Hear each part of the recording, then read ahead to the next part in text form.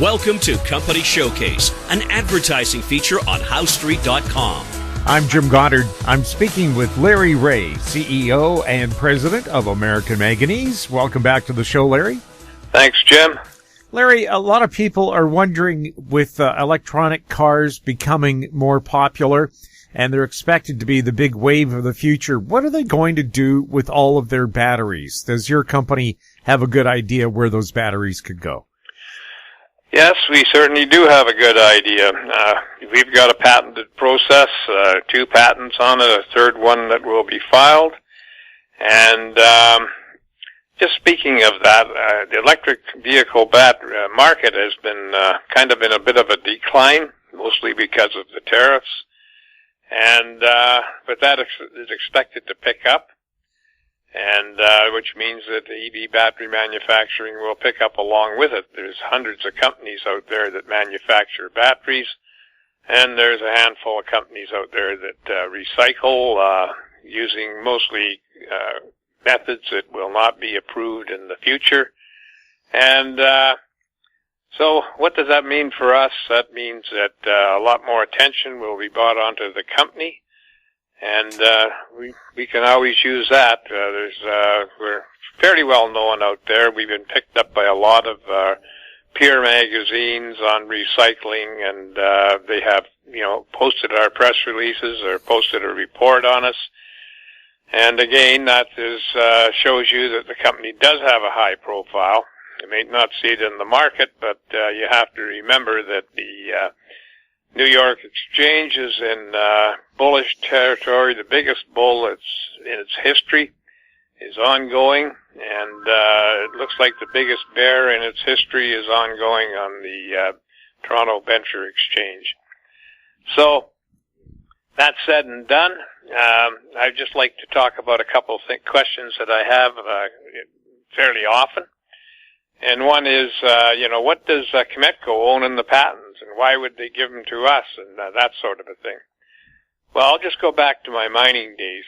When we make a discovery of ore, we hire an independent firm to eventually come up with a 43-101 resource study, and then when that's completed, we hire independent labs. These are all arm's length, to work on our metallurgy, and, to make sure that we can get the best recoveries. And then eventually we hire a outside source to do our environmental permitting. We try to keep all those things arm's length, and certainly the feasibility studies are all done by independent sources. That's so that the banks can look at them and say, hey, these guys have got something, let's talk to them. And it's no different with technology.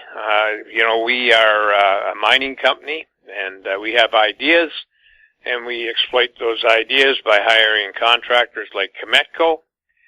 Kemetco does not own anything in the patents. They don't own anything in the intellectual properties at all. They are not even allowed to own shares. So that tells you that they're independent. They're arm's length. They're not so much a partner as they are a contractor, and they do excellent work, and that's why we've been working with them for going on 10 years. So let's get rid of that myth that that Kemetco owns part of the project, because that's a question I get asked on many occasions. Now, the other thing is that we're talking about the interest in recycling.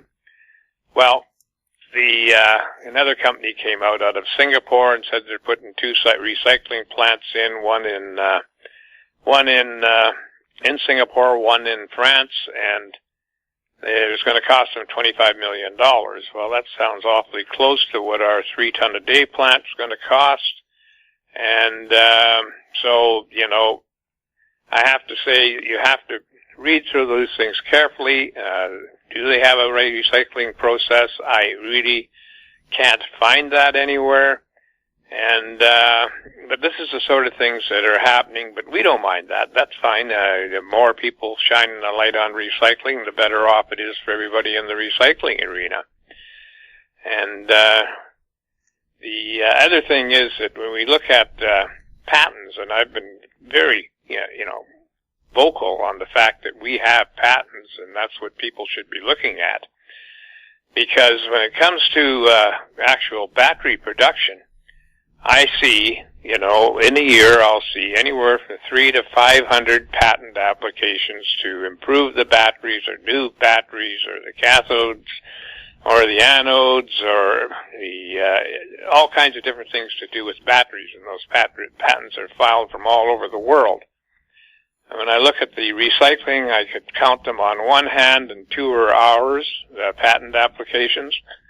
And so, the field is pretty narrow there. It's somebody's talking about a $6 billion recycling market in 2030.